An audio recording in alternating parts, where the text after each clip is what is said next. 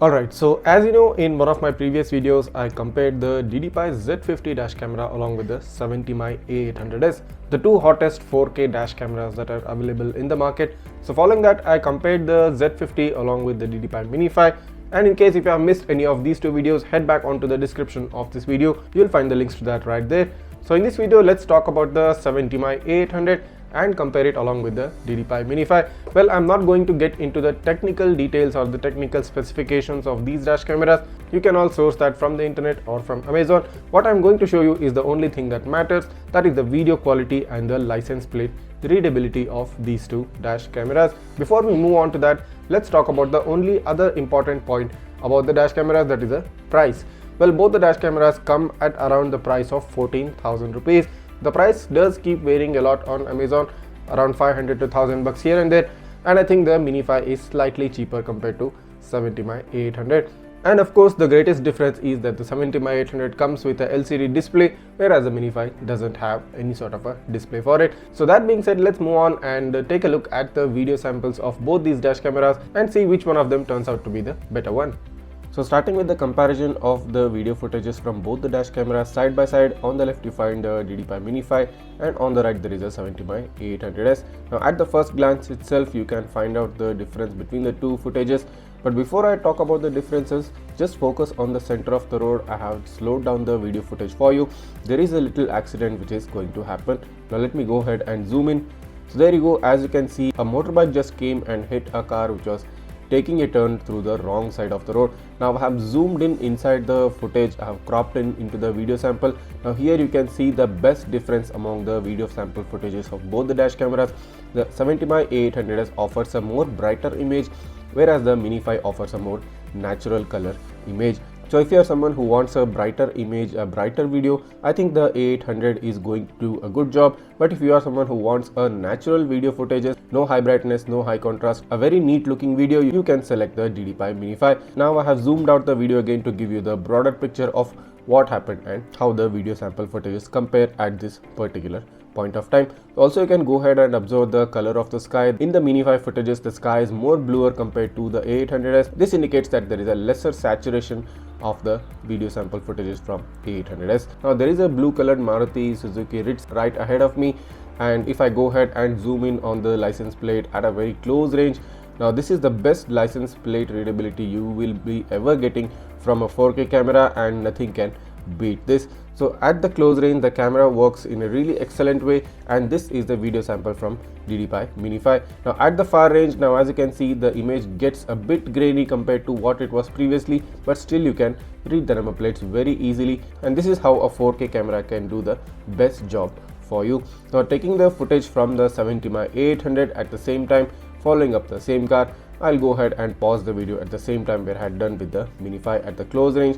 Now if I go ahead and pause the video, so as you can see, again a brighter image with a very good readability of the number plate, and this is an excellent number plate read at a very close range. Now following up the same video footage like the Mini 5 and zooming in on the far range, if I go ahead and zoom in, now again the image gets a bit grainy and a little more on the softer side, but the license plate readability is again now really excellent, and this is also very much similar to what the Mini 5 offered. Now comparing them side by side, on the top you have the Mini 5 and on the bottom you have the A800.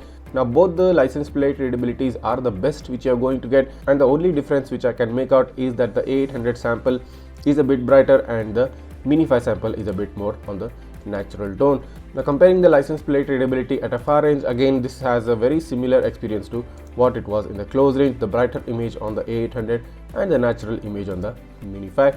Both the cameras have good license plate readability at daytime.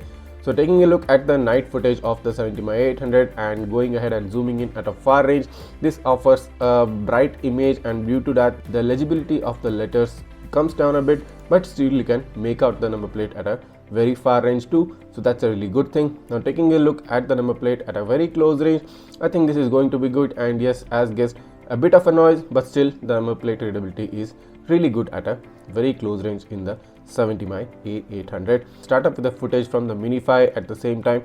Now if I go ahead and zoom in at a far range, Now this is a more proper image when compared to the A800 I think, and the license plate readability is very good. You can make out the entire number plate without any sort of a difficulty. Now going ahead and zooming in on the number plate at the close range, just like I did with the A800.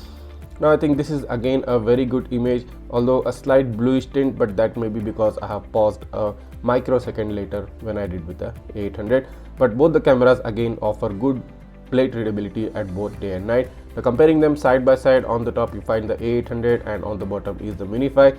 As you can see, due to higher exposure, the brightness level of the A800 sample is higher compared to the Mini-5, and due to that the legibility of the letters comes down a bit, whereas the Mini-5, as it offers a more natural tone, the plate readability is better in comparison with the A800 at a far range. Now going ahead and comparing them at the close range, now this is very much similar, and the headlight glow you are seeing in the Mini-5 is because I have paused the video a microsecond later than what I have paused it in A800, but both the cameras offer really good license plate readability at a very close range.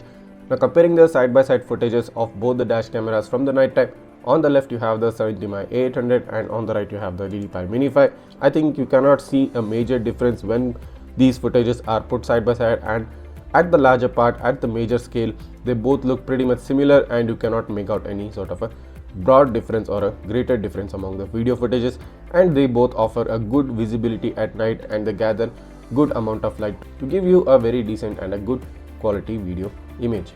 Okay, so that was the detailed video quality comparison and the license plate readability. Well, talking about me personally, I think the DDPAI Mini-5 offers a slightly better video quality compared to the 70mm A800, but the 70mm A800 has an added advantage of having an LCD screen, which the Mini-5 definitely lacks. So the final decision should come down to the point of what is your requirement and what do you expect out of the dash camera which you want to install in your car. Having a LCD screen is a priority, then I think the 70mm A800 should be the one for you. And if you're not so much bothered about the LCD screen and you just want good video footage quality, I think the Mini-5 really excels in that job. And if you're interested in purchasing either of these dash cameras, you can find the links to purchase them in the description of this video. So just head down into the description and you'll find all the relevant links right there.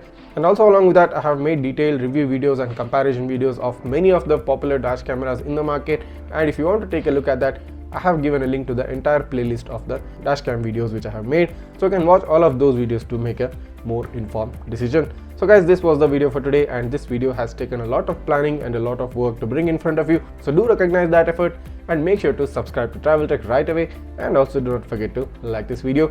Many more interesting videos coming up in the future. So thank you for watching, and until next one, see ya.